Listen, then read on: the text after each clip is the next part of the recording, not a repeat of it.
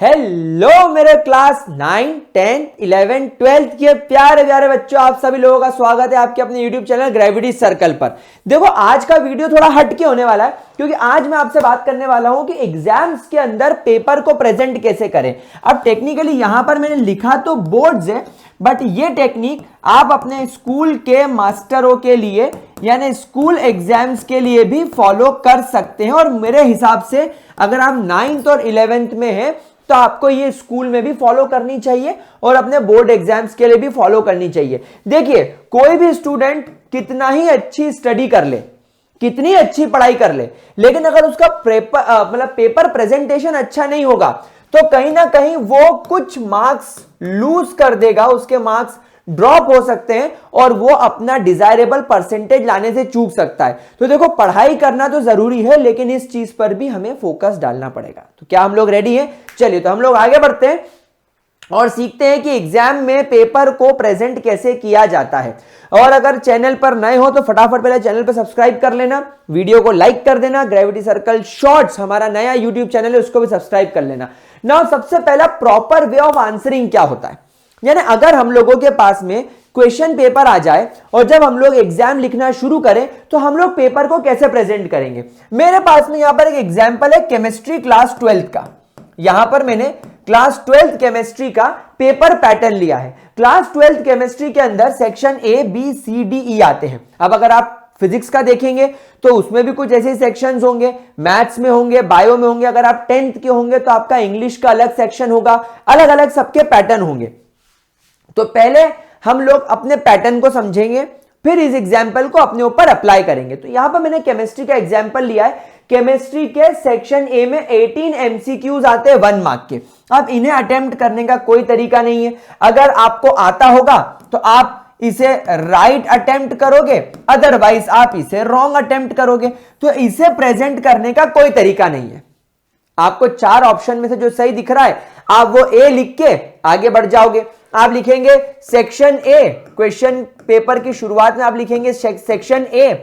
Section A के बाद आप लिखेंगे क्वेश्चन नंबर 1, उसका करेक्ट आंसर है बी। क्वेश्चन नंबर 2, उसका करेक्ट आंसर है सी। क्वेश्चन नंबर 3 नहीं आता है, उसे छोड़ देंगे। क्वेश्चन नंबर 3 छोड़ने के बाद हम लिखेंगे क्वेश्चन नंबर 4, उसका आंसर है डी। 5, 6 नहीं आता है, क्वेश्चन नंबर 7 का आंसर है ए। 9, 10 नहीं आता है, सीधे 15th आता है, क्वेश्चन नंबर 15 का लिखेंगे बी। इस तरीके से हम लोग सेक्शन ए को अटेम्प्ट करेंगे। क्या ये बात आप लोग सब समझ पा रहे हैं? क्या इसके अंदर किसी भी तरीके की कोई दिक्कत? ग्रेट। अब अगर हम सेक्शन बी की बात करें तो सेक्शन बी में 7 क्वेश्चंस पूछे जा रहे हैं वेरी शॉर्ट आंसर टाइप के। अब देखो वेरी शॉर्ट आंसर के अंदर या तो अगर हम मैथमेटिक्स की बात करें या अगर हम लोग फिजिक्स की बात करें या हम केमिस्ट्री की बात करें और मान लो कभी इसके अंदर न्यूमेरिकल आएगा तो वो न्यूमेरिकल केवल 2 स्टेप्स में हो जाना चाहिए। यानी फर्स्ट स्टेप में फॉर्मूला लिखो, उसकी वैल्यूज पुटअप करो सेकंड स्टेप में, और थर्ड स्टेप में आपका आंसर लिख दो, खत्म, दैट्स इट, कुछ भी करने की जरूरत नहीं है।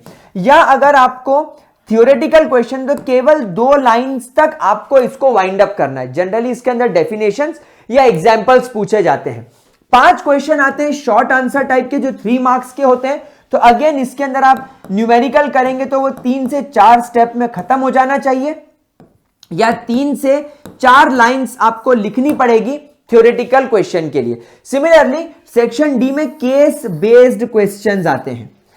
अब ये केस बेस्ड क्वेश्चन या तो अगेन आपके एमसीक्यूज टाइप के होंगे, तो मैंने आपको एमसीक्यूज क्वेश्चन कैसे सॉल्व करना बता दिया है। आप यहां पर लिखेंगे सेक्शन, अब यहां पर सेक्शन ए की जगह आ जाएगा सेक्शन डी। सेक्शन डी में अगर आपका सेक्शन डी में केस बेस्ड स्टडी के फर्स्ट का आंसर है तो आप सिमिलर पैटर्न पर इसको लिखेंगे। लेकिन अगर थ्योरेटिकल होगा तो केस बेस्ड में आप लिखवा लो 4 के 4 क्वेश्चन आपको 1 से 2 लाइन में लिखने हैं, क्योंकि आपको एक बड़े केस के अंदर 4 अलग अलग क्वेश्चन पूछे जाएंगे जो 1-1 मार्क्स के होंगे, तो वो 1 से 2 लाइन में खत्म हो जाने चाहिए। And last is your long answer. इसकी वैसे तो कोई लिमिट नहीं होती है, पर जनरली 5 to 7 स्टेप्स में आपका न्यूमेरिकल या आपका डेरिवेशन पूछा जाएगा आप लोगों से, अगर आप मैथ्स वाले हैं तो। और अगर आप सिंपल थ्योरेटिकल लिख रहे हैं तो हार्डली 5 to 7 लाइन्स, यानी एक अच्छा बड़ा पैराग्राफ इसके लिए काफी है। अब अगेन जैसे मैंने यहां पर केमिस्ट्री का एग्जांपल दिया, आपको फिजिक्स का, मैथ्स का, बायोलॉजी का, अगर आप क्लास 10th के हो तो आपको पता होना चाहिए। तो इसके लिए मैं आपको एक बुक रेकमेंड कर देता हूं गाइस, ओसवाल गुरुकुल की CBSE last 10 year solved paper की बुक। अब यहां पर आपके सामने जो बुक लगी है, इससे क्या फायदा होने वाला है? देखो, इस बुक को ओसवाल गुरुकुल ने एग्जामिनेशन 2023 के लिए डिजाइन किया है। अभी आपके सामने जो मैंने बुक का फोटो लगाया है, यह क्लास 12th पीसीबी वाले स्टूडेंट की है। आप नीचे दी गई लिंक पे अमेज़न या ओसवाल गुरुकुल की वेबसाइट पर जाकर क्लास 12th की पीसीबी की बुक ऑर्डर कर सकते हो। अगर आप 10th के स्टूडेंट हो तो आप 10th बोर्ड की भी अपनी बुक को यहां से ऑर्डर कर सकते हो। अब इसके अंदर खासियत क्या है कि देखो, ये सॉल्व्ड क्वेश्चन पेपर है। अब इससे आपको फायदा क्या मिलेगा? जब आप किसी भी पर्टिकुलर चैप्टर के, किसी भी पर्टिकुलर सब्जेक्ट के जब आप प्रीवियस ईयर के क्वेश्चन पेपर को देखोगे, उसको ऑब्जर्व करोगे, तो आपको पता चलेगा कि किस तरीके से इन लोगों ने वेरी शॉर्ट आंसर्स को लिखा है, कितने वर्ड्स में इन्होंने उसको कंप्लीट किया है। अगर कोई न्यूमेरिकल क्वेश्चंस है 2 मार्क का, तो उसको किस तरीके से इसके अंदर दिया गया है। तो ये बुक आपको वो अंडरस्टैंडिंग डेवलप करने में मदद करेगी। और खास बात इस बुक की ये है कि जब आप इस बुक को खोलोगे, परचेज करोगे ऑफलाइन, तो इस बुक के अंदर आप लोगों को यहां पर इस प्रकार के बार कोड मिलेंगे। हर पेपर के ऊपर आपको बार कोड मिलेगा। जब आप बार कोड को स्कैन करोगे तो आप रीडायरेक्ट हो जाओगे apps.oswal.io पर। यहां पर आप ऑनलाइन टेस्ट अटेम्प्ट करोगे, अपना आंसर वगैरह यहां पर लिखोगे, क्वेश्चन पढ़ोगे, आंसर लिखोगे। आंसर जैसे आप सबमिट करोगे तो यहां पर आपकी प्रोफाइल पर पूरा इवैल्यूएशन आ जाएगा इनकी टीम की तरफ से कि आपने पेपर में कितना सही करा, कितना गलत करा। तो एक तो आपको यहां पर किस तरीके से आंसर्स लिखना है वो ये बुक सिखा रही है। आपको ओसवाल पर जाकर लाइव टेस्ट अटेम्प्ट करने का यहां पर सुविधा मिल रही है। और उसके अलावा आप लोग इनकी सैंपल पेपर वाली बुक्स भी मंगा सकते हो, 36 सैंपल पेपर वाली, वो बुक भी इनकी बहुत अच्छी है, जो आप लोगों को यहां पर मदद करेगी सैंपल पेपर सॉल्व करने में, यानी टाइम मैनेजमेंट में। तो इस पूरी चीज का लिंक मैंने डिस्क्रिप्शन बॉक्स में डाल रखा है, एक बार उसको चेकआउट कर लेना, आपको ये बहुत अच्छी अंडरस्टैंडिंग डेवलप करवा देगा। चलो आगे बढ़ते हैं। सेकेंड बात, राइटिंग। सर क्या राइटिंग इंपॉर्टेंट है? मतलब बोर्ड एग्जाम्स में जिसकी सुंदर राइटिंग होती है, क्या वही अच्छे मार्क्स ला सकता है? तो नहीं, इसका जवाब बिल्कुल क्या है, नहीं। मैं आपको अपने घर का एग्जाम्पल देता हूं। अमृता मैम, मतलब मेरी वाइफ, वो मध्य प्रदेश टॉपर थी, रतलाम डिस्ट्रिक्ट में उसने टॉप किया था, 12th में 94% लाई थी। मेरे कंपैरिजन में उसकी राइटिंग बहुत बेकार है लेकिन मेरी राइटिंग आप देखो कितनी सुंदर राइटिंग है। लेकिन मेरे परसेंटेज तो भाई साहब बहुत कम थे, किसी को मुंह दिखाने लायक नहीं था। तो यहां पर आप खुद समझे, राइटिंग इंपॉर्टेंट नहीं है। हमेशा ध्यान रखना, जब आप पेपर लिख रहे हो और अगर आपकी राइटिंग खराब है, तो आप बस ये बात ध्यान रखना कि क्या आपकी कॉपी यानी आपकी आंसर शीट रीडेबल है, क्या आप उसे पढ़ पा रहे हैं। दूसरा, अगर आपकी राइटिंग खराब है तो आप अपने लेटर्स के बीच में स्पेस डाल के लिखेंगे। जैसे आप लिखेंगे SPACE, स्पेस के बाद आप वर्ड के अंदर भी थोड़ी सी स्पेस डाल के लिखेंगे। जैसे आप लिखेंगे MY, my writing is bad, ऐसा करके लिखेंगे तो आपकी गंदी राइटिंग होने के बाद भी वो एग्जामिनर के लिए रीडेबल हो जाएगी। स्पेशियस होने की वजह से आपकी जो कॉपी होगी वो क्लीन एंड टाइडी दिखेगी, एकदम साफ सुथरी दिखाई देगी। अगर बाय चांस आपसे कोई गलती हो जाती है, और जैसे मान लीजिए आप यहां पर लिखना चाहते हो तेरी एसी की तेसी, अगर आप ये लिखना चाहते हो, लेकिन आप बोलोगे अरे बाप रे ये तो मैंने गलत लिख दिया, तो कुछ लोग क्या करते हैं, एक सिंपल सी लाइन से इसको कट कर देते हैं। ये कितना अच्छा दिख रहा है, वजह इसके ये आपके प्रेजेंटेशन को बिगाड़ रहा है, इसलिए आप लोग क्या करेंगे, एक सिंपल लाइन से उसको कट करेंगे, यानी कम से कम काटापीटी करने की कोशिश करेंगे, साफ सुथरे तरीके से लिखेंगे। देखो जब आप अच्छे तरीके से चीज को लिखते हो ना, तो एग्जामिनर के माइंड के साथ एक माइंड गेम खेलने लग जाते हैं हम लोग। क्या आपको कभी किसी ने बताया कि एग्जामिनर के साथ माइंड गेम कैसा खेलना है? देखो मैं आपको बताता हूं। आपसे अगर मैं यहां पर बात कर रहा हूं वीडियो में, और अगर वीडियो में अनाप शनाप बकना चालू कर दूं, तो क्या आप उस चीज को रिलेट कर पाओगे? अगर मैं बोर्ड पर ये सब लिख रहा हूं और साथ साथ बोल रहा हूं, तो आपको ज्यादा बेटर अंडरस्टैंडिंग बन रही कि अच्छा राइटिंग का कोई इंपॉर्टेंस नहीं है, इन चीजों का इंपॉर्टेंस है। लेकिन अगर बस मैं खड़े होकर बोलना चालू करूं, देखो तुम अच्छी राइटिंग में लिखना, स्पेस छोड़ देना, ये कर देना, वो कर देना, आप बोलोगे बाप रे थोड़ा कम समझ में आया। लेकिन अगर मैं अनशंडी बोलूं, मेरे को खुद समझाते नहीं आए, तो क्या आपको समझ में आएगा? नहीं। ठीक यही गेम एग्जामिनर के साथ होता है। एग्जामिनर जब आपकी आंसर बुक देखता है तो एग्जामिनर आपको जानता नहीं है। एग्जामिनर को क्या मालूम कि आप कौन हो? तो एग्जामिनर आपकी आंसर बुक को देखकर आपकी पर्सनालिटी जज करेगा। अब अगर आपने आंसर नीट एंड टाइडी तरीके से, स्पेशियस तरीके से, प्रॉपर तरीके से, रीडेबल राइटिंग में लिखा है, तो एग्जामिनर को लगेगा कि बच्चे का माइंड क्लियर है, बच्चे को सब्जेक्ट की नॉलेज है, बच्चे को सब्जेक्ट के बारे में आइडिया है, तो वो हो सकता है आपकी कुछ गलतियों को नजरअंदाज करके आपको मार्क्स दे दे। लेकिन अगर आपको आता है लेकिन आप उसको अनशन तरीके से लिख रहे हो, काटा पीटी करो, तो एग्जामिनर कॉपी देख के बोलेगा अरे यार इतनी काटा पीटी, इतनी गंदी अनशन तरीके से लिखी हुई राइटिंग में, हौच पौच तरीके से लिखा हुआ है, ये बच्चे का माइंड क्लियर नहीं, ये कंफ्यूज्ड है, ये मेरे को लगता है कि ज्यादा सही नहीं लिख पाएगा, तो तुम्हारी वो चीजों को पढ़ने में एफर्ट नहीं लगाएगा और सीधे कट करके आगे बढ़ जाएगा। इस बात का बहुत ध्यान रखना। अगला, एग्जामिनर के माइंड के साथ हमें प्ले करना है। पहली बात तो ये मान के चलो कि एग्जामिनर घर से अपनी वाइफ से या अपने हस्बैंड से लड़के आए हैं, बिल्कुल एक दूसरे को मार कूट के खूनी संघर्ष करके आए हैं और अपने घर का पूरा फ्रस्ट्रेशन आपकी नोटबुक पे निकालने वाले हैं। दूसरी बात ध्यान रखना, एग्जामिनर को एक दिन में 50 से 100 कॉपीज तो चेक करनी पड़ती है। क्यों? क्योंकि इनको चेक करने का पैसा मिलता है। इस देश में ऐसे कई टीचर्स हैं जो अभी हाईली पेड नहीं है बच्चों, लेकिन उनको एग्जाम के अंदर कॉपी चेक करने की ड्यूटी पर भेजा जाता है और जनरली ऐसे लोगों को भेजा जाता है, मैं अपने एरिया की बात कर रहा हूं, मैं सबकी बात नहीं कर रहा, जिन्हें पैसों की जरूरत होती है और वो जितनी ज्यादा कॉपी चेक करेंगे, गर्मी की छुट्टियों में उन्हें उतने ज्यादा एक्स्ट्रा इनकम होगी, क्योंकि स्कूल की salary most of the time कम हो जाती है स्कूल मतलब हॉलीडेज में, इनफैक्ट कई बार तो मिलती भी नहीं है, अभी तो ऐसा टाइम चल रहा है। तो यहां पर इन लोगों को एक तो फाइनेंशियल सपोर्ट मिलता है और थोड़ा सा फ्रस्ट्रेशन इनके अंदर होता है। तो अब यहां पर ध्यान रखिएगा, एग्जामिनर दो चीज करेगा, घर का फ्रस्ट्रेशन तुम्हारी कॉपी पे निकालेगा, हो सकता है अच्छे मूड में भी आया हो, लेकिन मोस्ट ऑफ द टाइम ये होता है। दूसरा, उसे ज्यादा से ज्यादा कॉपी चेक करनी एक दिन में, ताकि वो ज्यादा से ज्यादा अर्न कर सके। तो अब हम यहां पर एग्जामिनर के माइंड के साथ खेलेंगे। कैसे?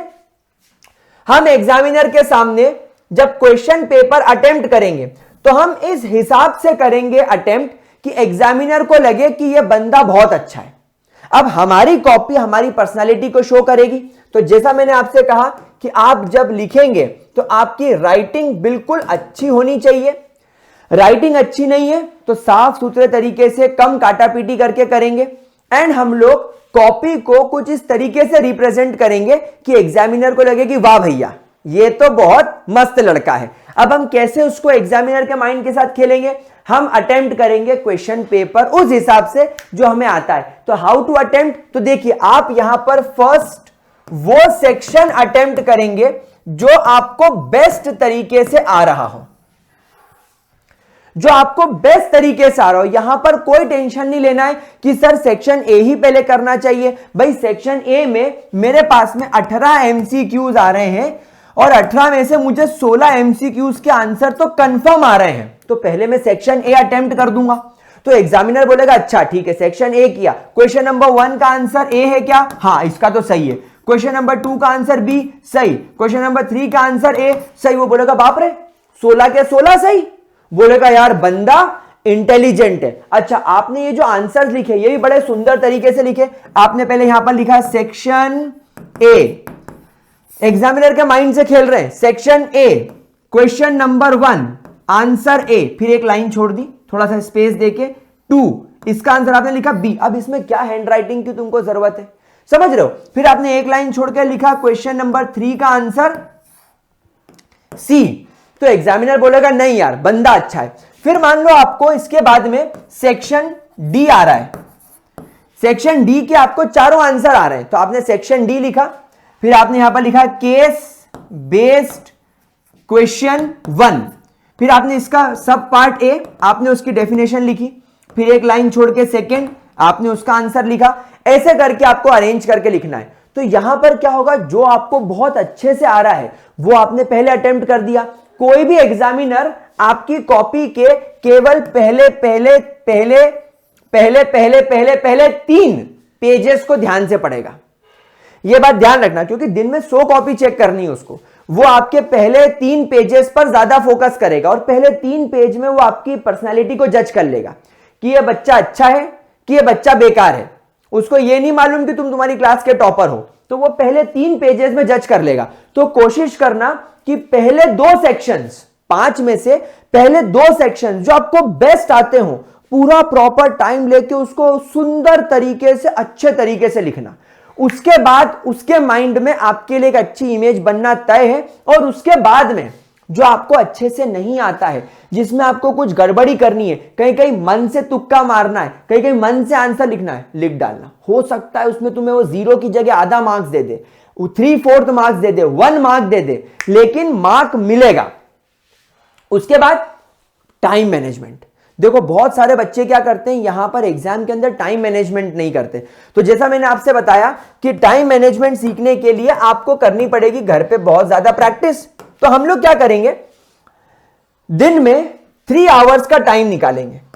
दिन में हम लोग 3 आवर्स का टाइम निकालेंगे। फॉर एग्जाम्पल आज संडे है, आज मॉर्निंग 8 AM से मैं 11 AM तक केमिस्ट्री का या बायोलॉजी का या क्लास 10th मैथ्स का या सोशल साइंस का टेस्ट देने वाला हूं।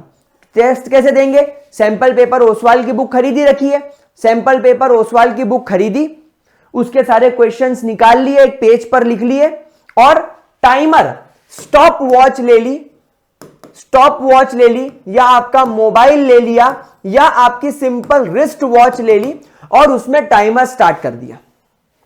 पेपर को अटेम्प्ट करने के लिए ध्यान रखना, पहले 10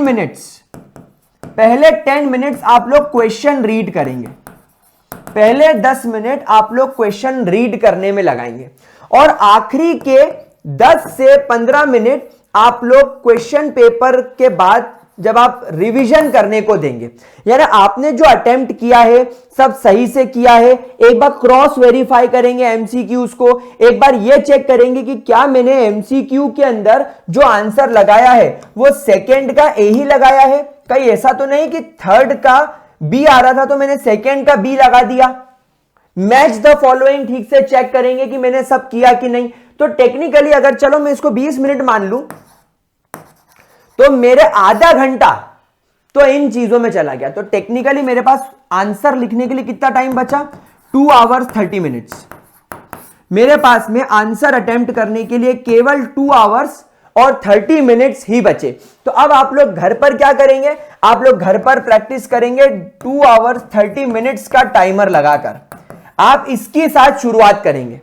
इतने टाइम पीरियड के अंदर आपको क्वेश्चन पेपर भी पढ़ना है, आंसर भी लिखने हैं और रिवीजन भी करना है। आपको ये 30 मिनट एक्स्ट्रा बोर्ड एग्जाम में यूज करना है। घर पर आप 2 आवर 30 मिनट से प्रैक्टिस करेंगे। वो प्रैक्टिस किससे करेंगे, सैंपल पेपर की बुक है ही आपके पास में ओसवाल वाली, उससे आप लोग प्रैक्टिस करेंगे। ये आपको बहुत मदद करेगा। देन गाइस एग्जाम कंप्लीट करने के बाद रिवीजन बहुत ज्यादा इंपॉर्टेंट है। जैसा मैंने आपको बताया, लास्ट 20 मिनट्स आपको केवल और केवल अपने पेपर को क्रॉस चेक करना है कि आपने एमसीक्यू सही से लिखे हैं, आपने मैच द फॉलोइंग सही से किया है, असर्शन रीजन ठीक से किया है, सब आंसर्स आपने ठीक से लिखे हैं या नहीं, कहीं कुछ कमी पेशी तो नहीं रह गई। क्वेश्चन पेपर पलटा के देख लो कि मैंने पूरा अटेम्प्ट किया है नहीं, आंसर बुक्स ठीक से थ्रेड से बांधी है नहीं। ये सारे पॉइंट आपको आखिरी में करके देखने हैं। एक इंपॉर्टेंट बात, बहुत सारे बच्चे क्वेश्चन पेपर देखकर पैनिक कर जाते हैं। क्या होता है, जब हम क्वेश्चन पेपर पढ़ते हैं तो सेक्शन ए में, पता है आजकल ये लोग एमसीक्यूज क्यों रखते हैं, ये तुम्हारे माइंड से खेलते हैं। भाई एमसीक्यू या तो आएगा या तो नहीं आएगा, मन से देने का कोई काम ही नहीं है इसके अंदर, मन से बत्ती देने का कोई काम नहीं है। तो बच्चा सेक्शन ए पढ़ के वहां पर एमसीक्यूज शुरुआत के 3-4 देखकर अगर वो सोचेगा कि अरे बाप रे शुरू के 4 के 4 एमसीक्यू नहीं आए, पैनिक, घबराहट, बेचैनी चालू कि अब तो मैं फेल, अब मेरा कुछ नहीं हो सकता।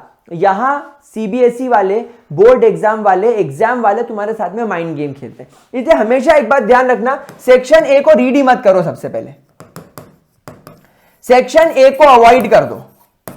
मैं कभी सेक्शन ए पढ़ने को नहीं कहता स्टूडेंट्स को, क्योंकि या तो वो आएगा या तो नहीं आएगा। लेकिन सेक्शन बी के अंदर आपके पास में चांस होता है मन से लिखने का, मन से बत्ती देने का।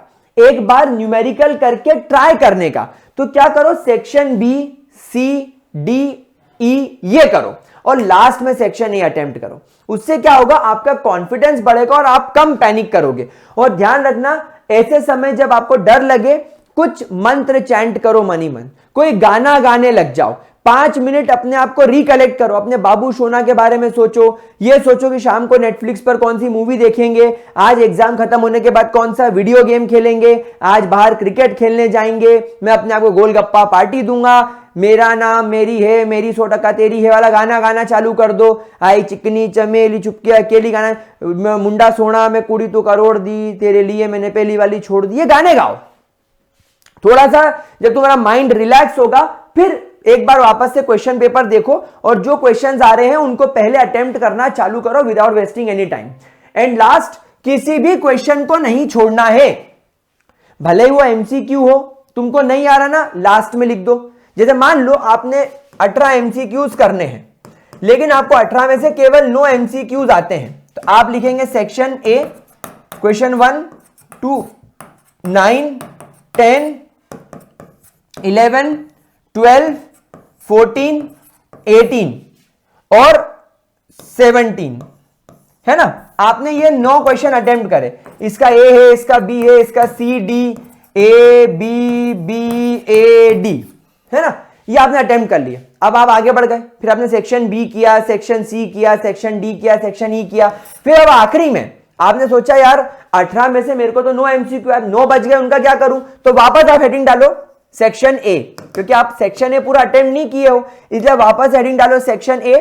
क्वेश्चन नंबर 2 तुक्का मार दो सी, फिर क्वेश्चन नंबर 3 का तुक्का मार दो सी, फिर 5 का तुक्का मार दो डी। मतलब ऐसे आप तुक्के मार दो, आप मन से कोई डेफिनेशन लिख दो, आप मन से फॉर्मूला लगा के क्वेश्चन सॉल्व कर दो। अरे कुछ नहीं से कुछ तो बेहतर होगा, हो सकता है 9 में से तुम्हारे 3 तुक्के सही बैठ जाए, हो सकता है तुम कोई डेफिनेशन लिख दो और उसमें कुछ ऐसा वर्ड एग्जामिनर को दिख जाए जिसमें वो नंबर दे दे। तो क्वेश्चन पेपर में क्वेश्चन कभी नहीं छोड़ना है, आंसर हमेशा पूरा करके आना है। इस तरीके से आप लोगों को क्वेश्चन पेपर अटेम्प्ट करना है, ठीक है। तो आई होप आपको ये पूरा पेपर को प्रेजेंट करने का तरीका, एग्जामिनर के माइंड से खेलने का तरीका समझ में आया होगा। वीडियो पूरा देखा हो तो लाइक करना, दोस्तों के साथ शेयर करना एंड मुझे कमेंट सेक्शन में बताना कि क्या मेरी ट्रिक काम आ रही है। सैंपल पेपर सॉल्व करके देखना और उसके अंदर सेल्फ इवैल्यूएट करना, आपको 100% रिजल्ट्स मिलेंगे। चलिए मिलता हूं अगले वीडियो में, कमेंट सेक्शन में बताओ और किस चीज पर वीडियो चाहिए। तब तक के लिए bye bye, tata, take care, all the best, keep studying, keep rocking.